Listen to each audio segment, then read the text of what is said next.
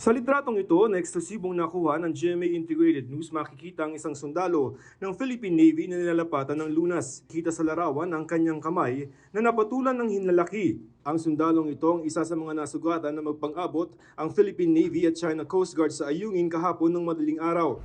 Nangyari ito habang nagsasagawa ng rotation and resupply mission ng Philippine Navy sa bahagi ng Ayungin Shoal sa loob ng Exclusive Economic Zone ng Pilipinas. Walang gaanong detalye sa inilabas na pahayag ng National Security Council o NSC kagabi. Sinabi lamang na kahapon ng umaga na unsyami ang rotation and resupply mission sa Ayungin Shoal kung saan nakasadsad ang BRP Sierra Madre. Dahil ito sa agresibong aksyon ng China kung saan binangga at hinatak nito ang sinasakyang inflatable boats ng mga sundalong Navy ng Pilipinas. Ang sabi naman ng spokesman ng China Coast Guard sa isang pahayag, lumabag daw ang Pilipinas sa pangako nito at nagpadala ng supply ship at inflatable boats sa Ayungin. Kaya bukod sa pagbigay ng warning at pagharang, sumampa raw ang China Coast Guard sa bangka ng Philippine Navy. Kakuha ang GMA Integrated News ng karagdagang mga detalye mula sa dalawang mapagkakatiwalaang source kung ano ang nangyari sa pagitan ng mga pwersa ng Pilipinas at China. Ikwinento ng unang source ng isang opisyal na may alam sa nangyaring misyon.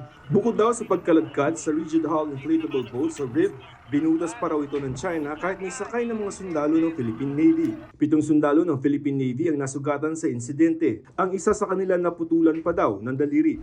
Ganito rin ang ibinigay na detalye ng isa pang opisyal na matagal ng source ng GMA Integrated News na nakakuha ng initial report sa nangyari. Pinasag din daw ang salamin nito at sinira ang engine gamit ang isang maso.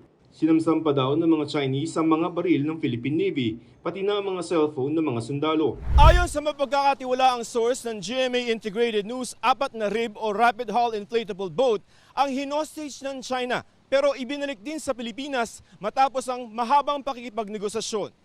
Ipinakiusap din sa China na makuha ang mga sugutang sundalo sa isang medical evacuation. Ibinagbigay alam na namin sa Department of National Defense, National Security Council at sa Armed Forces ang mga impormasyong hawak ng GMA Integrated News para humingi ng reaksyon pero wala pa silang tugon hanggang ngayon. Sa mga larawang eksesibong nakuha ng GMA Integrated News na ibalik na ng PCG sa Buluyan Port sa Palawan ang mga sundalong Navy.